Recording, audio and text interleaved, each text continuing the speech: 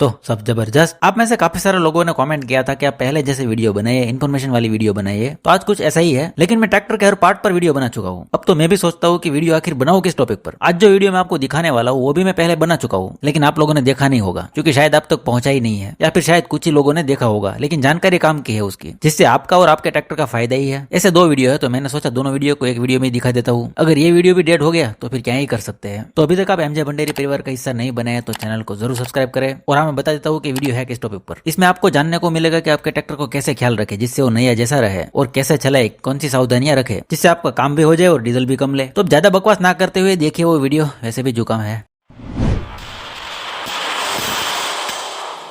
तो सबसे पहली जो गलती है वो हम सुबह सुबह ट्रैक्टर स्टार्ट करते समय ही करते हैं। कुछ लोग ट्रैक्टर स्टार्ट करने के तुरंत बाद बिना इंजन को होम अप किए सीधा फुल आरपीएम पर चलाते हैं या फिर रोड पर भगाते हैं। ऐसा करने से इंजन के अंदरूनी पार्ट्स में काफी घिसावट होती है, क्योंकि रात भर ट्रैक्टर खड़ा रहने की वजह से उसका जो ऑयल है वो नीचे जमा हो गया होता है, जिसको वापस पार्ट लुब्रिकेट करने में थोड़ा सा टाइम लगता है, 10 से 15 सेकंड का। तो आप ट्रैक्टर शुरू करने के बाद नॉर्मल आरपीएम पर, आइडियली 500 आरपीएम पर 10 से 15 सेकंड शुरू करने के बाद उसे छोड़ देना चाहिए। इतने टाइम में वो जो इंजन का क्रैंकशाफ्ट है वो अगर हम 500 आरपीएम रखते हैं तो 1 मिनट में वो 500 बार घूमता है। 10 से 15 सेकंड में वो 100 से 125 बार घूमेगा, जिससे इंजन के अंदरूनी पार्ट में ऑयल वापस लुब्रिकेट हो जाता है, जिससे कम फ्रिक्शन यानी कि दो पार्ट्स के बीच में कम घिसावट होती है, इंजन अच्छे से वार्म अप होता है। तो अब जो दूसरी बात है वो ट्रैक्टर के एप्लीमेंट से जुड़ी हुई है, यानी कि सही तरीके से एप्लीमेंट अटैच ना करना। उसमें रोटावेटर हो, कल्टीवेटर हो या एमबी प्लाव वगैरह। तो उसकी वजह से कई बार हमें दोबारा वो काम करना पड़ता है, या ट्रैक्टर दबता है, या ट्रैक्टर ज्यादा स्लिप मारता है वगैरह जैसी प्रॉब्लम आ सकती है। तो इस पर तो ऑलरेडी 2 वीडियो है जो आपको आपके अपनी चैनल एमजे भंडेरी पर मिल जाएगी। एक है हाइड्रोलिक सेटिंग की और दूसरी वीडियो है सही तरीके से एप्लीमेंट कैसे जोड़े। दोनों आपको चैनल पर देखने को मिल जाएगी। अब सही तरीके से एप्लीमेंट ना लगाने से हमें डीजल का नुकसान तो होता ही है, वो तो हमें तुरंत दिखता है, लेकिन ट्रैक्टर में दाब आने की वजह से ट्रैक्टर इंजन को भी कहीं ना कहीं नुकसान होता है, जो लंबे समय के बाद हमें पता चलता है। उसी के साथ अगर टायर स्लिप मारता है तो वो भी ज्यादा घिसता है, जिससे वापस नुकसान होता है और हमें तुरंत पता नहीं चलता। तो आप इसका जरूर ध्यान रखें, सही ट्रैक्टर पर सही एप्लीमेंट लगाए। कई बार लोग कम एचपी के ट्रैक्टर में बड़े ट्रैक्टर के एप्लीमेंट मांग के काम चलाने की कोशिश करते हैं। आपका एप्लीमेंट कोई ले गया और फिर नुकसान करके दिया गया हो तो हमें कमेंट में जरूर बताएं। अब जब छोटे ट्रैक्टर वाले बड़े ट्रैक्टर का एप्लीमेंट ले जाते हैं तो उसका टायर स्लिप मारता है, ट्रैक्टर दबता है, जिससे खुद का ही नुकसान होता है, और वो अपना कितना नुकसान कर रहे हैं वो खुद को भी पता नहीं होता है। तो इसका जरूर ध्यान रखें। अब एक और बात है जिस पर हर कोई ध्यान नहीं देता है, और वो है ट्रैक्टर टायर में सही प्रेशर होना। अब इसका तो आप सड़क पर ट्रॉली के साथ चला रहे तभी भी, और खेत में कोई उपकरण चला रहे तभी भी इसका ध्यान रखना जरूरी है। और जो ब्लास्टिक करते हैं अपने ट्रैक्टर में, ब्लास्टिक यानी कि ट्रैक्टर टायर में पानी भरना, वो लोग काफी कमेंट करते हैं कि टायर में पानी भरने के बाद कितनी हवा रखे। तो उनको बता दूं कि जितना दबाव नॉर्मल टायर में रखना है इतना ही उसमें रखना है, यानी कि खेत में ट्रैक्टर चलाते समय पिछले टायर में 17 से 18 पाउंड हवा होनी चाहिए, और सड़क पर चलते समय 20 पाउंड हवा होनी चाहिए। तो उतना दबाव ही आपको पानी भरने के बाद भी रखना है। ज्यादा हवा रखने से आपका टायर स्लिप मारेगा और बीच में से टायर घिस जाएगा, इसे कहते हैं ओवर इन्फ्लेशन। और कम हवा रखने से आपके ट्रैक्टर को ज्यादा जोर लगाना पड़ेगा, जिससे खामखा डीजल की बर्बादी होती है और दोनों टायर साइड में से जल्दी घिस जाते हैं। तो हमेशा टायरों में हवा का सही दबाव बनाए रखें। कुछ कुछ समय के अंतराल उसे चेक करवाते रहे, जिससे आप अपने ट्रैक्टर से ज्यादा जल्दी और अच्छे से काम ले सके। आप अपने ट्रैक्टर का अच्छे से ध्यान रखते हो, उसका सही तरीके से काम लेते हो, तो आपका ट्रैक्टर आपकी जेब खाली नहीं कराएगा। और आपको अपने ट्रैक्टर का कैसे ध्यान रखना है, कैसे सही तरीके से काम लेना है, उस पर हमारे चैनल पर कई वीडियो है और रोज नई वीडियो आपको मिलती रहेगी।